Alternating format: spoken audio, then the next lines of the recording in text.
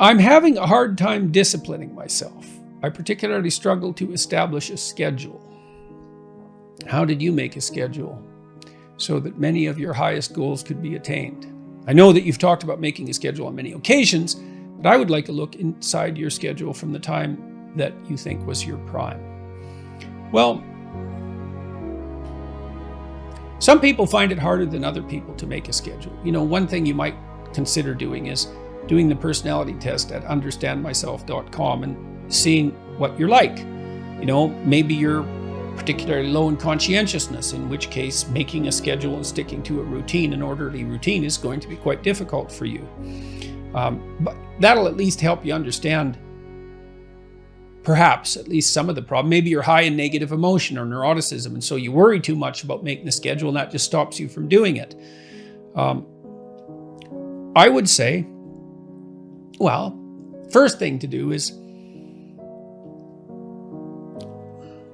there's two things you could do. First of all, the first thing you might want to do is figure out why you want to make a schedule to begin with. So you talked about goals. Well, what is it that you want to accomplish? The future authoring program at selfauthoring.com, another one of our websites, helps people make a detailed plan for the future. And so you can't really have a schedule without having a plan, because the activities you schedule should be intelligently related to goals you wish to achieve that are important to you. And so you need to have goals that you wish to achieve that are important to you, and you have to know what they are. And that's complicated, right? That's like a plan for your life. So it's very difficult. And so that's why we produced this exercise, which helps step you through the process of deciding what you want and need. There's a present authoring program there too that helps you identify your virtues and your faults. And part of your plan can involve capitalizing on those virtues and rectifying those faults. And so that can be an interesting addition to this process. But in any case, you have to figure out what you want. And then you have to figure out how to decompose what you want into actionable steps, right? And those would be the sorts of things that you could put in a schedule. Now, that would mean that your schedule would hypothetically consist of things that maybe you don't exactly want to do, although that would be good, but at least you understand the importance of doing and are therefore somewhat motivated to do. And then you need to break those steps down into small enough increments that you're highly likely to undertake them. So for example, this is a trivial example, maybe you have to do a report on a given topic for school, and you're not very good at that. Well, maybe you could go to the library one day and just check out the library. That might be enough. And then maybe you could go to the library and take out a book, and then maybe you could open the book and look through it. Those would be on different days. And then maybe you could sit down and read the first page of the book. And if you can't do that, then the first paragraph. You have to negotiate with yourself and figure out what the largest step you would take towards your goal is that you would take. And if you don't do it, then you make the step smaller and smaller until you find something that you would do. The next thing you need to do, potentially, is to familiarize yourself with a scheduler like Google Calendar. So the first thing to do is open it. And then maybe to figure out how to put in a task and then a repeating task. And might be a pretty simple one to begin with. It's like, well, why don't you list waking up and specify a time, or going to bed and specifying a time, an approximate time anyways, or put in the schedule when you eat. And those are things you do every day. And so that's something you're pretty likely to do. And so that's a success for you. And then you can start by putting in something small. Maybe you need to read, maybe you need to exercise, maybe you need to have a social event with people. Maybe you need to watch TV, a movie, whatever. It doesn't matter what it is. Hopefully it's something you want to do. Put it in the schedule. And you could start by scheduling the things that you would like to do. So you can imagine, well, I like going out to movies. I like going to the mall. I like hanging around with my friends. I like watching TV. I like reading a book. I like listening to music. Well, then schedule those things.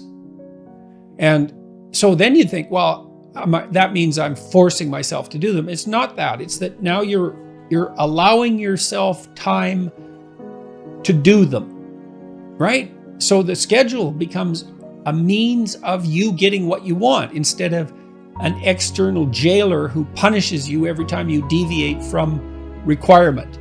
So you have to make friends with the schedule, and the schedule has to be your friend, your ally. Well, I shouldn't use that word, but you know what I mean. It should work for you and not against you. You're not generating an external tyrant. You are generating something that you could be held to, and that's be responsible to, and that's not necessarily a bad thing. It can be somewhat burdensome, but it's not necessarily a bad thing. But generally, you should approach it as if this is something that will help you get what you want.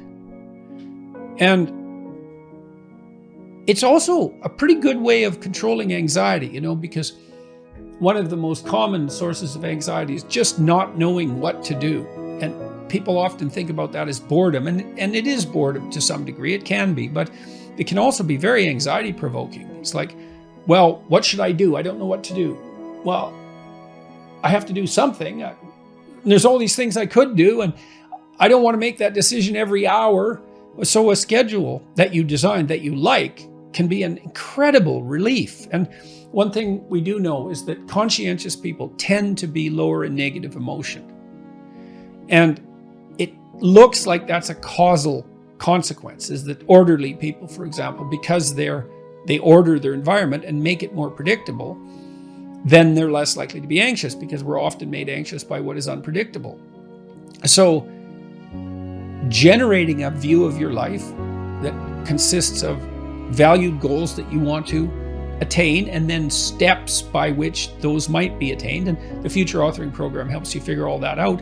Well, then you can ally that with a schedule, and then not only do you know what you're doing, you know that what you're doing is moving you towards something you want, and that's rewarding.